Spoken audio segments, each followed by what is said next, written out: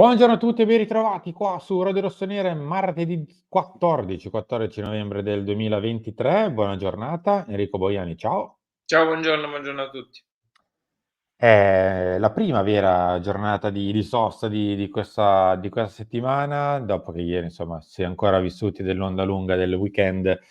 Oggi si entra nel vivo della pausa nazionali, ci sono allenatori che saltano, come a Napoli dove c'è un po' in corso il dopo Garcia, sta cercando di capire chi andrà a prendere la panchina del Napoli e poi veniamo un pochino più alle nostre cose con il Milan, credo ci dà un periodo non particolarmente positivo con, diciamo, confronti interni per quanto riguarda la questione atletica, diciamo così. Sì, veniamo alle cose nostre, innanzitutto chiedendo i like ai nostri ascoltatori, quindi mettete se vi va, come sempre, nessuno vi costringe ovviamente, però ci aiuta tanto, non vi costa niente, quindi se volete mettete like, se volete fate gli auguri al direttore nei commenti qua No, sotto. Sì, sì, è giusto farlo fino al 10 di dicembre.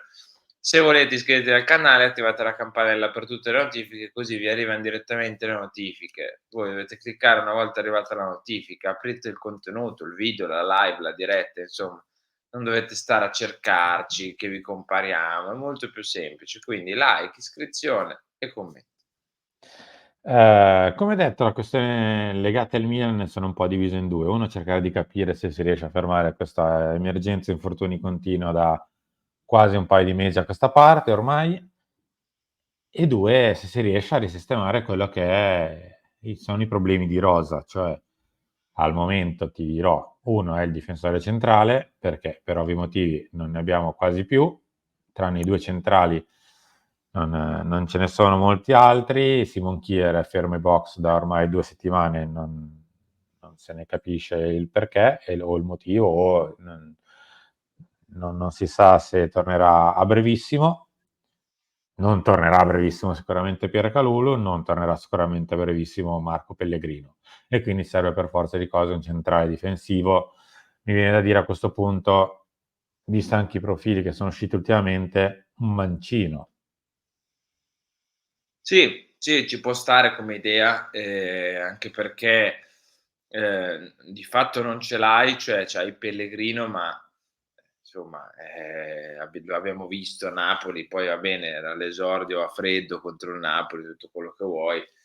Però sì, cercare comunque un difensore che ti dia l'alternativa, che ti faccia magari anche un pochino far respirare ogni tanto o Tomori o Thiaw. Potrebbe avere senso, ecco, cioè non potrebbe, ha senso, più che potrebbe, perché, devi comprare assolutamente un difensore. Potrebbe avere senso che sia mancino, ecco, perché ti dà quell'alternativa in più anche, in costruzione, in manovra, i è l'idea giusta se devi andare a prendere un difensore, anche perché lo devi andare a prendere, non ti dico che ti tappi il buco per 6 mesi, però No. comunque lo devi andare a prendere contando che una volta rientrato Kalulu, comunque c'è Kalulu, contando che Kier, al netto dei problemi fisici che ha, è comunque stata un'opzione per Pioli spesso, e quindi non è che arriva un nuovo difensore a fare il titolarissimo di questa squadra, arriva un nuovo difensore a fare il terzo in situazione di emergenza. Quindi Mm. bisogna anche capire su che tipo di profilo andare, su se fare un prestito con diritto, insomma. Sicuramente è la priorità, poi vedremo cosa verrà fatto. Ed è questo sicuramente un colpo che avrà fatto nel mercato di gennaio, e quindi non se ne scappa, perché ne abbiamo assolutamente bisogno per chiudere la stagione, per non essere a un certo punto magari ci giriamo e ci ritroviamo con due forse soli centrali, e quindi non possiamo sicuramente fare diversamente. Però in realtà tiene banco, e andiamo su Gazzetta dello Sport, la questione attacco. Milan occasione David, segna di meno, il prezzo scende, le alternative Guirassy e Adams. Guirassy Ah, dello Stoccarda, Adams del Montpellier. Il canadese ferma 2 gol in Liga e ora fa panchina al Lille. si vede una strada per gennaio, quindi occhio al Nova di Stoccarda e Montpellier perché piacciono molto. Dai, li andiamo un po' a vedere velocemente. Sì. Vabbè, Jonathan David ormai è un abitué di questa trasmissione. Questo sia lo screenshot più longevo della storia dei Mattino Milano Obbligo di riscatto più o meno. Lui e Sì, sì, Stev sono i nomi credo proprio di sì. quando facciamo Obbligo Mattino ci sono e girano di più. 23enne del Lille che, come ha detto anche Gazzetta, insomma, ha un contratto non lunghissimo, comunque 30 giugno 2025, quindi vuol dire che in realtà tra un anno e mezzo si va a chiudere la sua esperienza al Lille, quindi vuol dire che c'è anche margine per impostare una trattativa. Poi c'è questa tabella che, come scrive la Gazzetta poco fa capire che quest'anno in realtà non è che sta andando benissimo, vabbè, a parte che non sta andando benissimo nemmeno il Lille, adesso si è un pochino ripreso, però insomma lui stesso ha fatto 2 gol. Sì, non è partito bene, cioè c'è poco da fare, sono altri giocatori che son partiti bene in Ligue 1 quest'anno. Io scommetto sulle potenzialità del giocatore, del ragazzo, che ogni tanto qualche mese a vuoto ce l'ha, però comunque è un giocatore che l'anno scorso fa 26 gol e per un paio di mesi è praticamente fermo, poi per Mh. il resto del tempo fa 1 o 2 gol a partita, quindi a me piace, tanto lo sapete. Poi bisogna capire se arriva direttamente a gennaio, se lo blocchi invece per l'estate, quindi facendo un'operazione simile alla Maignan. Insomma, devi capire un po' di cose con questo ragazzo, perché il prezzo non è basso, non sarà basso. Sì, non saranno i 60, 50 dell'estate scorsa, dopo che aveva fatto 26 gol, però comunque non sarà un prezzo basso, perché è giovane, le potenzialità le ha, e qualità pure. Poi i numeri stanno un po' parlando per lui, e quindi magari il prezzo un pochino si abbasserà. Io non credo che si abbasserà drasticamente il prezzo di David. È vero che è 1 anno e mezzo dalla scadenza pure a gennaio, però per me meno di 40 non ce la fai a spenderli, cioè devi spenderne o 40 o più, forse anche o Ma Henry, 45. ma così impressione mia, non ne facciano una questione di qualità. Non è che sta andando un po' in giù invece che in su, non è che sta andando un po' calando invece che salendo. Cioè, ha fatto una fiammata clamorosa un paio d'anni fa. L'anno scorso Sta già un andando un po' pochino. d'altalena in realtà, perché Mh, 3 anni fa la stagione veramente top che tutti si ricordano. Poi 2 anni fa già sembra in calo con i vari, insomma, appellativi, no, di one season wonder, di giocatore che fa bene solo una stagione, e poi l'anno scorso fa la stagione che fa. Quindi in realtà sta andando un po' d'altalena, deve trovare un pochino più di continuità. Per ora ha fatto anno sì, anno no, anno sì. Magari questo è l'anno no, magari lo compri e poi ti fa l'anno sì, che ne sai. Scherzi a parte, mh. deve trovare un po' di continuità perché per ora sta andando un pochino altalenante. Non ci si ferma solo a questi 2 nomi, oggi Gazzetta dello Sport ne propone altri 2. Allora, uno è lui, cioè Eh, Guirassy, eh. francese dello Stoccarda, 1,87, quindi già più fisico di David, che quest'anno non so cosa gli stia accadendo a 'sto ragazzo, Questo ragazzo come si gira fa gol, però ha allora 27 anni, sì, 27, cioè ha combinato questo quest'anno, cioè ha timbrato sempre. io spero vivamente che non ci facciamo prendere da poi magari questo giocatore diventa un'ira di Dio, diventa capocannoniere della Bundes, tutto quello che vuoi, eh. Per Mh, me ti ricordi quando ci dicevano che stavamo overperformando? sì? Ecco, per me questo ragazzo in questa stagione, in questo avvio di stagione sta un pochino overperformando. Ehm, il calendario dello Stoccarda non era un calendario tragico, tutt'altro, basta guardare le partite che aveva. Però è incredibile Però come dai, sia. ha timbrato anche con l'Ipsia e Dortmund. Sì, sì, no, ma allora, ha fatto un click rispetto all'anno scorso e ha fatto un avvio di stagione veramente clamoroso, come tutto lo Stoccarda. Io ho paura,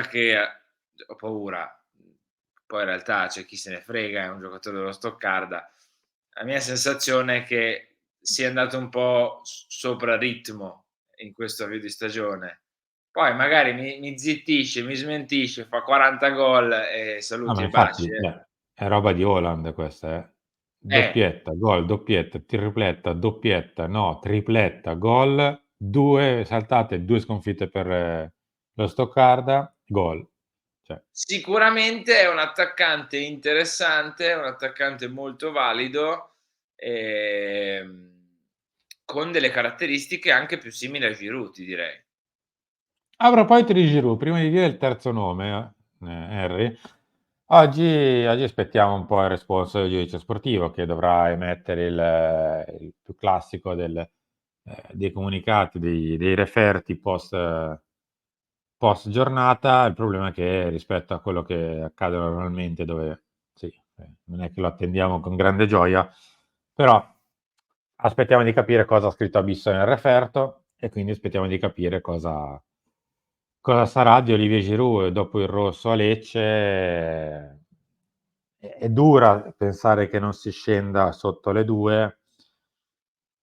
C'è un po' di rischio che si possa andare oltre le 2, perché sotto le 2 è quasi impossibile. Sotto le 2 giornate tendenzialmente non si va per un rosso diretto un, per proteste, e non credo che siano state solo proteste, se no altrimenti non si prende il rosso diretto.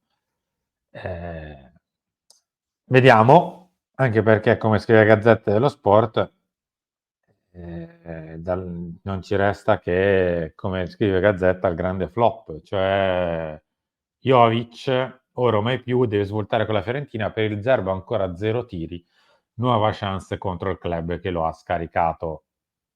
A me in realtà Speriamo più nella che... voglia di rivincita perché è l'unico appiglio a cui mi appendo.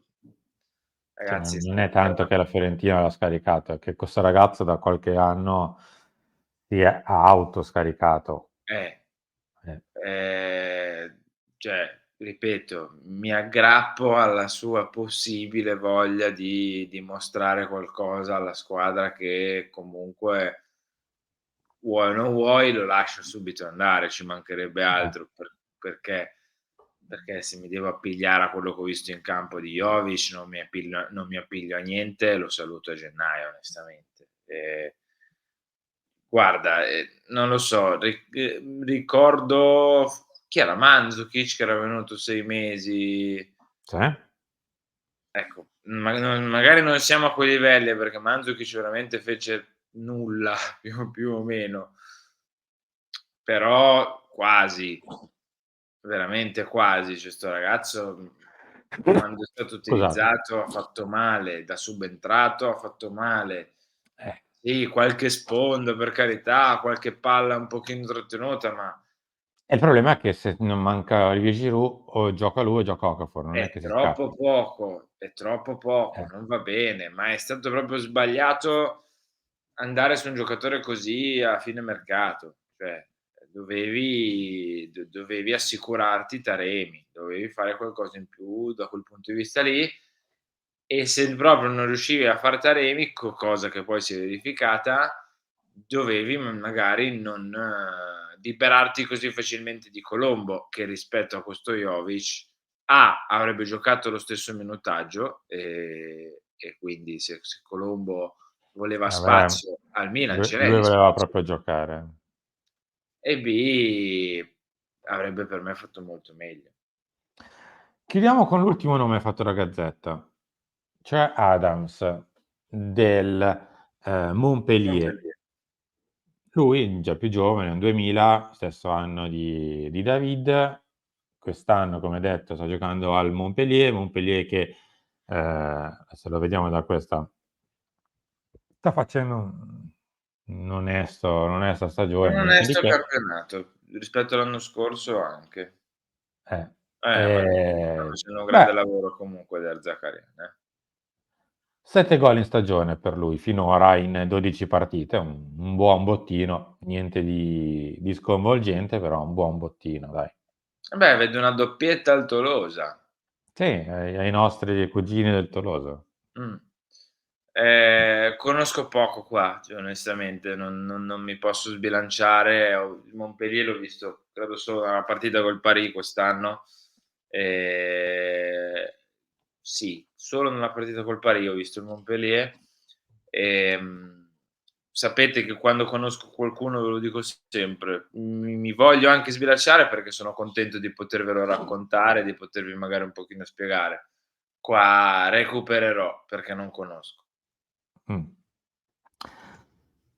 Vedremo cosa sarà del mercato di gennaio. Come detto, bisogna fare sicuramente il centrale e poi, se si riesce, la punta sarebbe davvero un cilieggione, al netto che bisogna andare agli ottavi di Champions League, perché sennò ti resta una competizione o forse al massimo l'Europa League e non ti entrano i soldi della Champions League e non ti entrerebbero i soldi del mondiale del 2025, eccetera, eccetera, eccetera.